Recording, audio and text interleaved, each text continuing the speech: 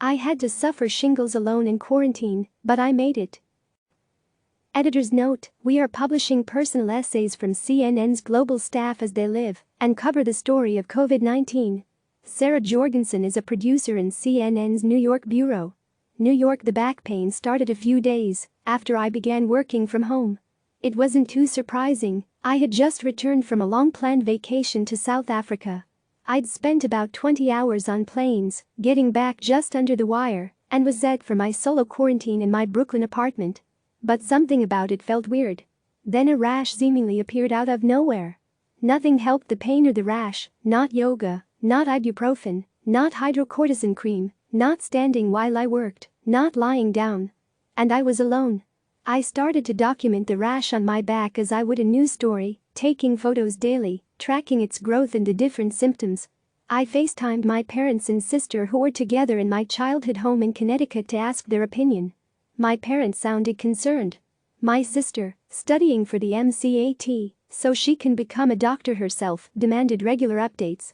I was too scared to go to the emergency room or urgent care. This was when coronavirus deaths in New York City were rising. Hospitals were overwhelmed, and protective gear was limited. I feared even a short visit could expose me to the virus. So, I went the telemedicine route.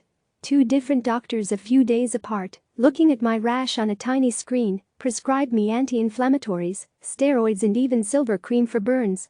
Each trip to the pharmacy, there were 5 over the course of a week, far more than I was comfortable with, felt harrowing. One day, I waited in a line that stretched down Flatbush Avenue, each person 6 feet apart, for 30 minutes, so I could buy more hydrocortisone cream and a heating pad. Another visit, I glared at a man standing too close to me at the prescription counter over the top of my mask. He backed up, but not far enough. Did I stand too close to the pharmacy associate? What about the time I forgot to wear a mask? Did I put on hand sanitizer after I had to touch the stylus to sign my name at the checkout counter? Had I exposed someone? Had I been exposed myself? I hit a breaking point one night when I could barely stand up from the pain and called my mom in tears. It was after my mom's regular 9 p.m. bedtime, but she answered the phone as she always does. "I wish I could be there with you, my baby," she told me as I screamed about the electric drill I felt screwing into my back and about my skin, which felt like it was on fire. It was too much for me to pretend to be calm anymore. But we both knew she couldn't be there. She's a vulnerable older person, though she'll hate that I called her that. And even if I could get to Connecticut, I'd have to isolate in my parents' basement, not knowing what I had carried from the city, and I couldn't be sure I wouldn't expose them, even if we were careful. So, I said goodbye and was alone again, the most alone I have ever felt. I've lived by myself for almost 2 years. In normal circumstances, my sunny apartment with my plants is a safe haven.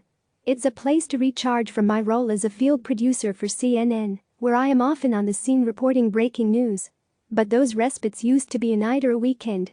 I never planned for months. We all are dealing with the stress of social distancing, but I think there is a special kind of loneliness that comes with living alone during this time of the coronavirus. I can remember the last time I touched another person.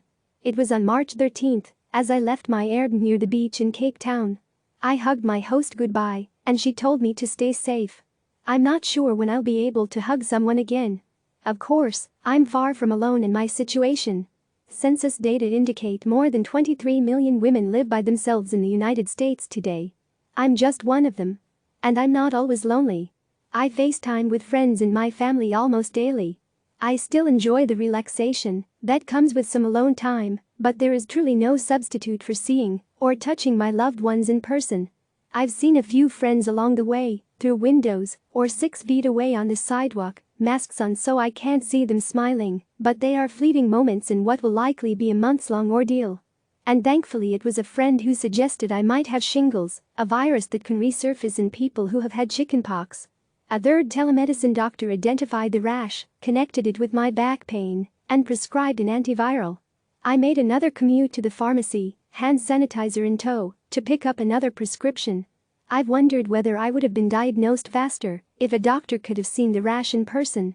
Or if I would have healed more quickly if my family or friends had been able to help take care of me. But I also know how fortunate I am compared with others in this hard-hit city. Every day I got up and took my medicine, and every day I felt a little better. I held ice packs to my own back, and the angry blisters slowly disappeared. Now, all that's left is a mildly itchy set of scabs. I water my plants and watch concert live streams and chat with my friends online. My plants and my music and the people I love on the other side of screens keep me comfortable.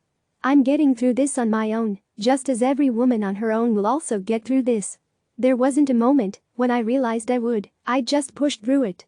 To paraphrase the Grateful Dead, one of the bands that has kept me company, we will get by, and we will survive, even if it's on our own.